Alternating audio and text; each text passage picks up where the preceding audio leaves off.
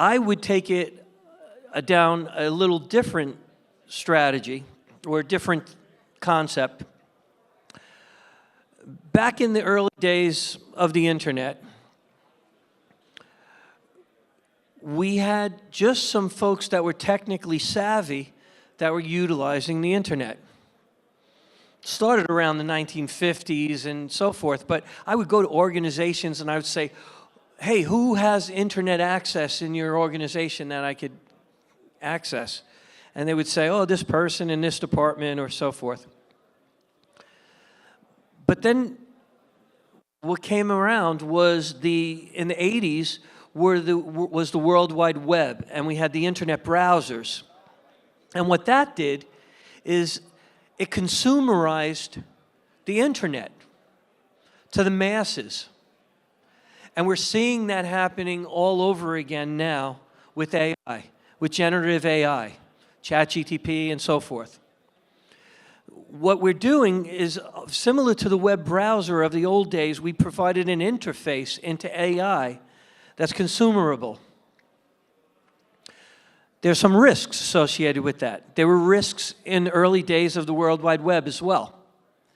There were privacy issues, there was integrity issues. Wikipedia, back in the day, people accepted anything that was on the internet as being true. Later, we, found that it's not. We're going through those same growing pains nowadays with AI. Around the 1950s, we started putting ingredients on products that we were buying. Before that, you just blindly bought anything that was in the supermarket, and you hoped you weren't allergic to it. It wasn't even until the 1980s where we started putting nutritional information on packaging. So again, everything's an evolution, and we're in the early stages of evolution with AI. You may or may not know that IBM's Watson AI played the Jeopardy champions and beat the Jeopardy champions. That was about 12 years ago. Long time ago. There's a great documentary on YouTube. If you ever have some time, it's like a 3-part series.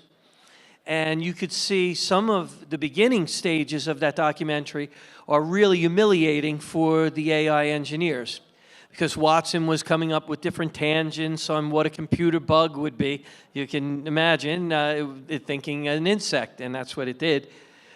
So, but the AI was evolving even during those productions when they were trying to evaluate, is it ever going to be a go or no-go to play a real Jeopardy game. And you could see in the beginning, they were typing in the questions for Watson.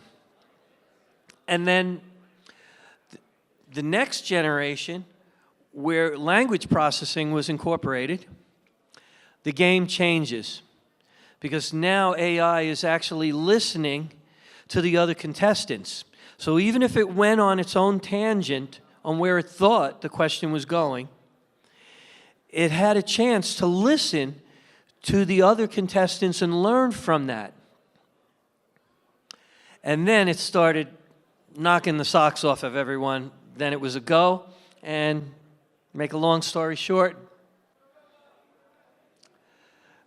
some of the major milestones in AI, in fact, that Watson in 2011 is one of the milestones of AI. There's a number of them, though. I remember when Google came up with the capability to actually identify what a cat is. That was really challenging. And there's a number of reasons. Cats were very difficult for AI to figure out early on when it was being trained. And, if you try to figure out why, well, there's a lot of different shapes of cats. There's a lot of different sizes of cats. There's different breeds. There's bobcats. There's house cats, there's fluffy ones, there's whatever. There's skinless, there's furless ones even, but the different faces that they have on it and so forth. And much of the data that was being captured on cats didn't always have the total picture of the cat. They might just have had the faces of them, not the body, because they were hiding. So it's all about the data that's being trained.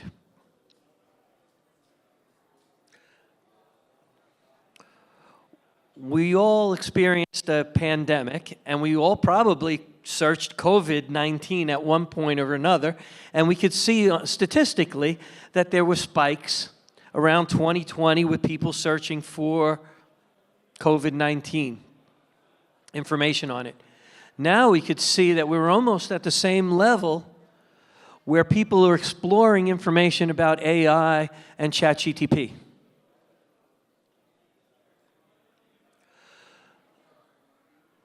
A friend of mine that does a lot of work with the NSA and all, and I'm quoting her, Heather McMahon. So there's basically two truths.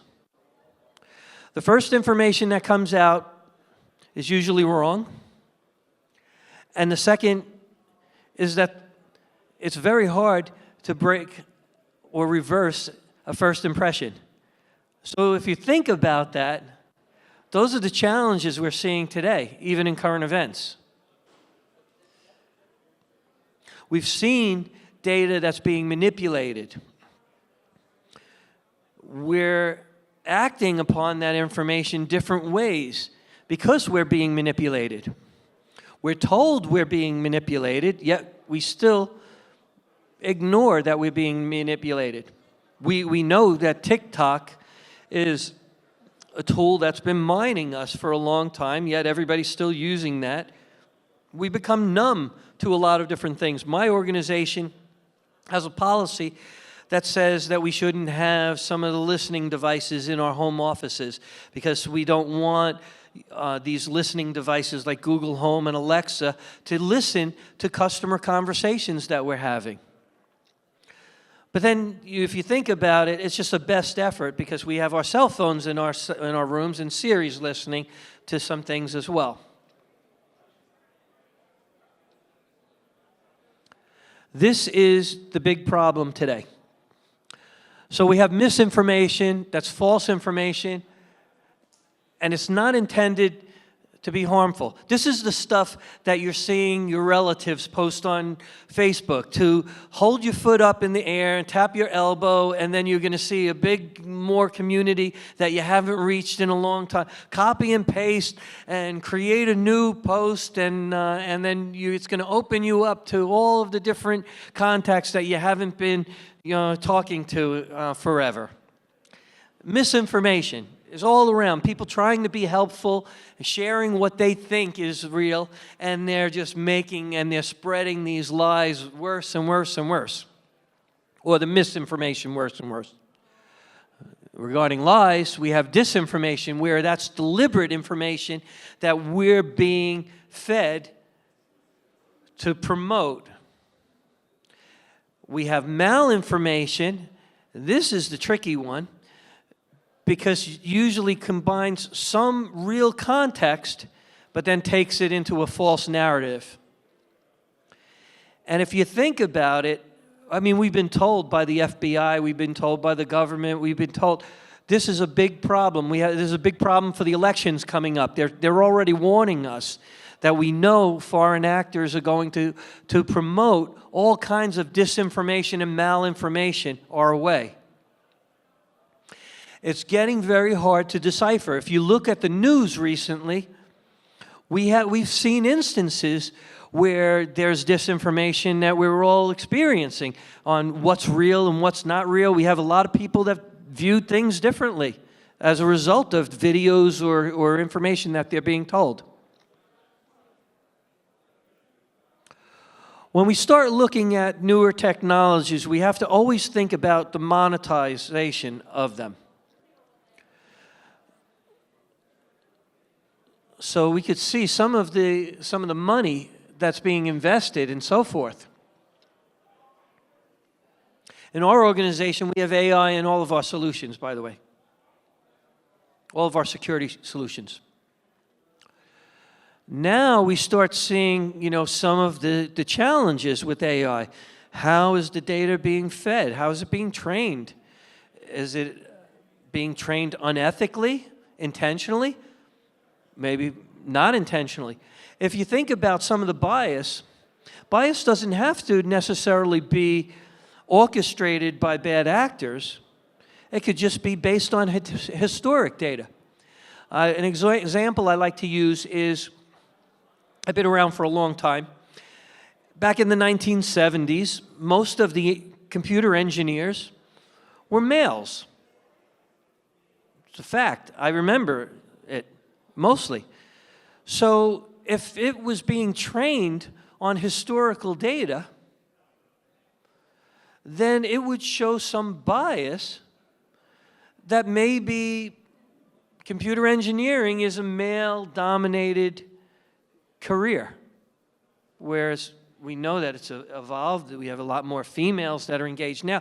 But historically speaking, you're collecting all of the data over all the years, it's going to be stacked on the male aspect. So that would show a bias, just based on how it was trained. And what we're seeing now is that we're not just taking the hypothesis that's being arrived by AI, we need to understand how it arrived to that conclusion.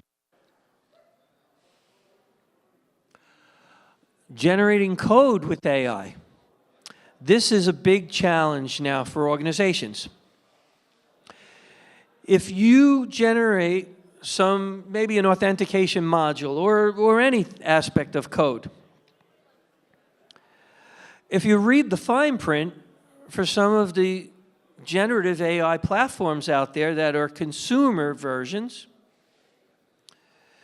you're giving away your rights to that information. So that code that you just wrote just now becomes intellectual property of other organizations and platforms. So this is very tricky for organizations and their legal departments. They're horrified now because they don't know if their IT developers are using ChatGPT or open source AI generating code that technically someone else owns now. So organizations, I host a security leaders roundtable that's nationwide, has chapters everywhere, in California chapter, in fact. And, we're always talking about all of this stuff. Some organizations are putting blocks now. The same way that maybe years ago they put some filters that their employees weren't able to use social media. Then things evolved, organizations started loosening that up, allowing their employees to get access to Facebook. Some still today don't allow their employees to use Facebook. But where I'm going on this is that some are taking the filtered approach. On one of my other presentations that I give, I show the armed barriers that come down. Like at the parking garages and things like that. A double that's blocking inbound and the outbound. And then it shows grass on the outside of those barriers that are down position, worn away by tire tracks, by people that just avoided the barriers. That's what happens now with organizations that try to put these blocks in because AI is consumerized now.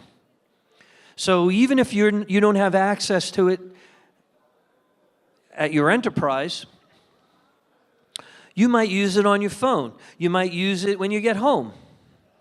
And you might take that information and then reapply it down the road.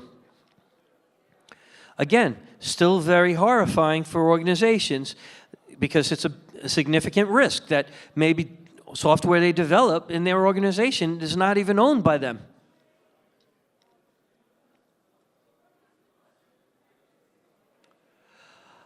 I decided to ask ChatGPT some questions about security policies. Well, about the risks. Later I'll show about the security policies. So some of the top risks, the 5 top risks, again, we mentioned misinformation and inaccurate information. Inaccurate information, by the way, is now referred to as a hallucination. I don't know if you've heard that term. So that's when some fake information is provided to you by AI. AI is trying its hardest to give you a positive answer. So early on, when you went to ChatGPT and you asked it a question like 5 + 3 = 9, it's an incorrect algorithm. But you put that 5 + 3 = 9, and early on, ChatGPT would try to come up with a way to justify how 5 + 3 could equal 9 potentially. That would be a hallucination. They've since corrected that because that was all over the internet. But those hallucinations still happen. Again, it's trying its best to try to positively provide you with information. The bias and the discrimination are still out there. Privacy concerns we talked about. Malicious use. So the bad actors are making lots of money, especially with digital currency and ease in paying them. They're reinvesting that into R&D. They are using AI to manipulate us. There's an interesting YouTube out there. About 5 years ago, IBM was at a school and developed malware based on AI that was intended to be stealthy. It was horrifying because it was so good at doing it. It was designed to circumvent traditional security controls. It was so stealthy that the engineers that were part of that program, and it was called Deep, D-E-E-P, Locker. And you can find that on the internet. Well, they said it was so sophisticated that it would be near impossible to easily, or at least easily, re-engineer the attack. And that was 5 years ago. So think about where we are now with having malware generated by AI. We had that first gentleman, Nick Espinosa, I believe. He was talking about how horrifying things are. That is very horrifying. Security vulnerabilities, too. Now we see spy versus spy.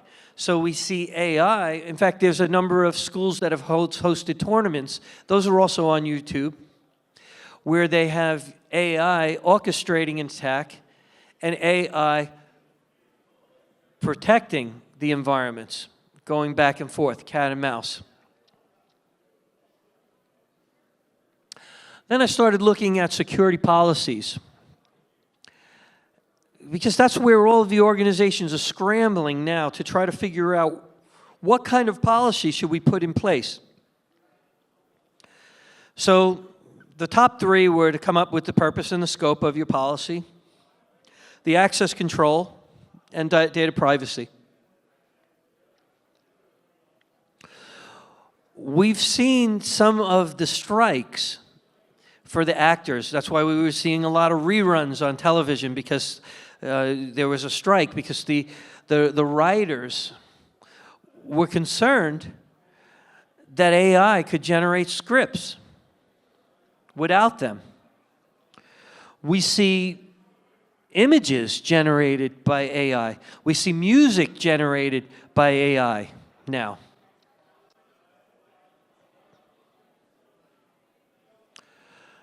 So foundational models, if you're not familiar, These are different sets of data on how it was trained. So one foundational model may be on molecules, biochemistry. So for medicines, so let's say that, where we want to come up with some new ibuprofen or something, and we're experimenting. Well, if we had a science project when we were in our teens of making a volcano with vinegar and baking soda, we know that you can't put vinegar and baking soda together. We just know that. So we've been trained on that. We've seen it, or if we've heard of it, we know not to do that. So a foundational model would have that information that you probably don't want to put, baking soda and vinegar together to make your new pain reliever. So there's a lot of different foundational models depending on what you want. There's financial data models, there's medical data models. What we're seeing is the risks associated with those foundational models, where the risks were and where those risks are going, where those challenges are.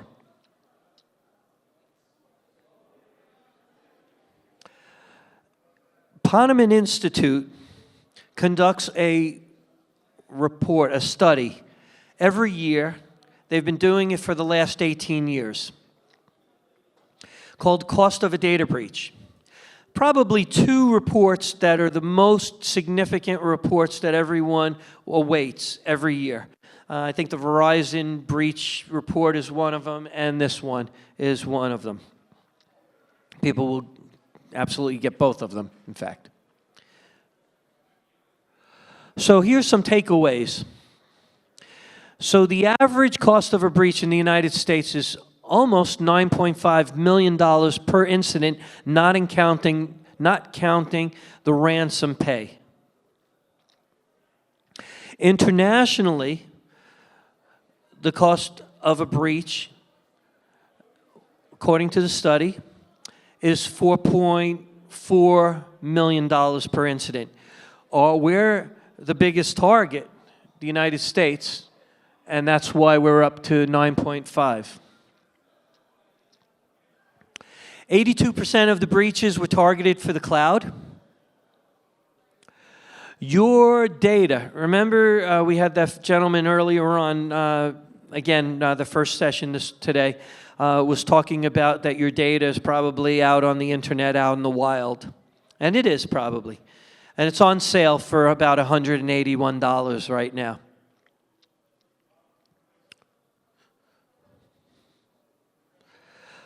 Remote workforces constituted to about $1 million more for the organizations that have remote workforces.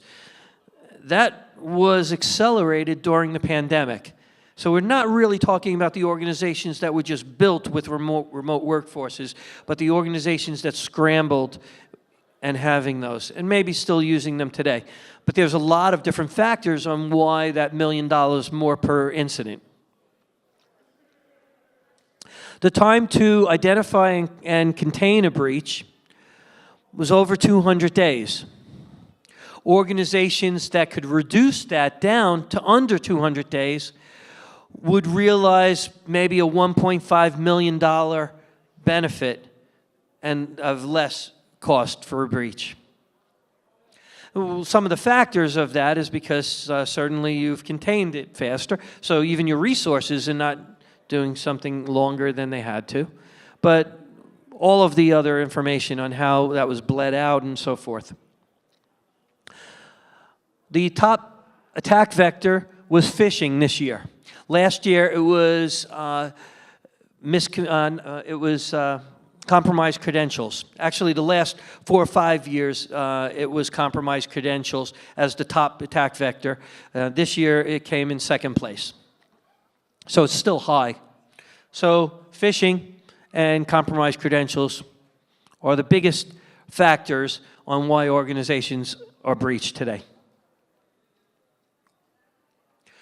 Here we have a breakdown of the different security controls and how they either positively affected or negatively affected the cost of different breaches. On the direct attribution of an AI, impact was about 800,000, but 456,000 there. But when you start bringing in other aspects of AI, then it starts bleeding into different security controls as well, like proactive threat hunting. In fact, threat hunting is a really hot area these days. Organizations are in reactive mode for the most part. So they're waiting for something to happen, and then they're trying to block it. They see things, they put their controls in there to try to prevent something, but it's reactive for the most part. It's based on the National Security Agency's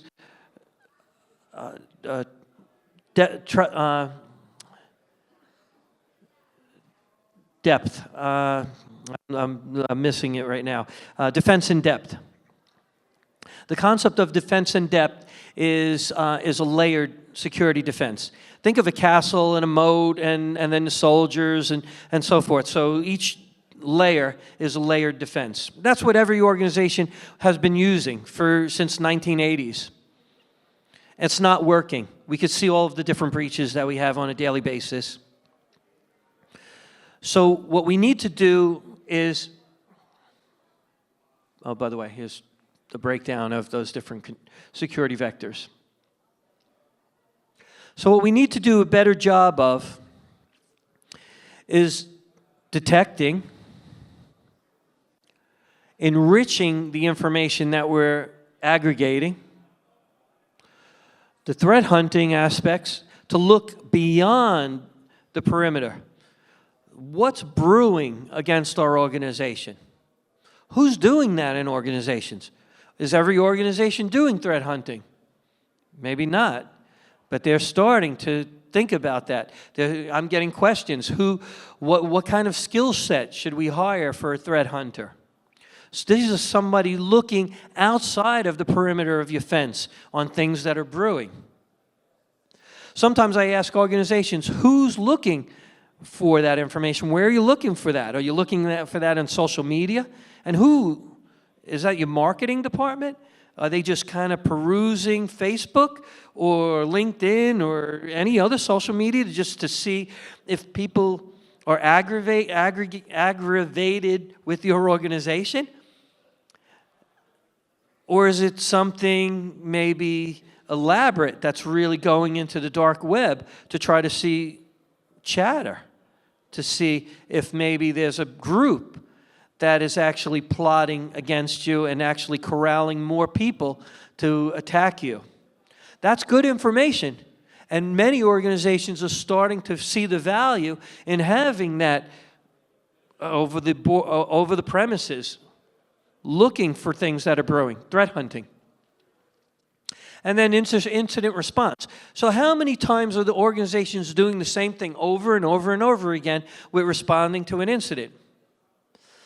They try to document things as they happened or after they happened, try to come up with a root cause analysis.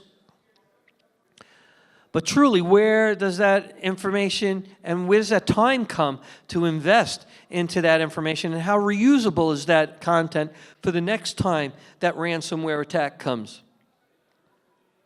So the automated now incident response platforms play a role in containing all of that information, aggregating all the things that were done, who was involved, what they did, what are all the artifacts that were collected along the way for that, and that becomes reusable information. So all of these things, we're getting there, and AI is a big part of this picture. What can we do different? So many years ago, the large vendors out there with big platforms, big extensive platforms, like our organization, but there were many of them, Microsoft, all the big guys, you know, would have a big extensive portfolio. They would like their customers to buy everything on the truck. What were the reasons for that? Well, in their eyes, they wanted you to be part of their strategy. They wanted to be trusted advisors. They wanted you to provide them all that revenue, bottom line. But they were trying to give you more value by all of those. Now, as a consumer, why would you purchase more than one solution or everything on the truck from one particular vendor? So what was the reasoning for the consumers to do it? Well, at a minimum, they had hoped that at least the different security controls would coexist without crashing and burning their environment. At a best scenario, they would hope that maybe these different solutions provided some type of value to one another. And if it didn't, that maybe there was a roadmap that maybe eventually they would start providing some kind of linkage between those common solutions from one single vendor. What those big vendors realized, though, was that not everybody's going to buy everything off your truck. So you have to learn to still provide value to your customers. So that's where the whole industry now is moving. This is the next generation security. It's bring your own security strategy. And there's a number of vendors that are evolving in this, but it's increasing on a daily basis. This is the only way, because not everybody is buying everything on the truck. So the only way you can have security controls being consumers and suppliers and working in tandem to one another is to get open systems that allow that with XDR, extended detection and response.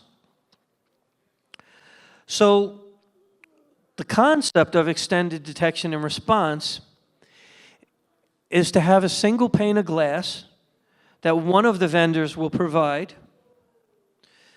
that will aggregate and suck in all of the data and the alerts and the information from all of the different siloed security controls and provide a holistic view of it.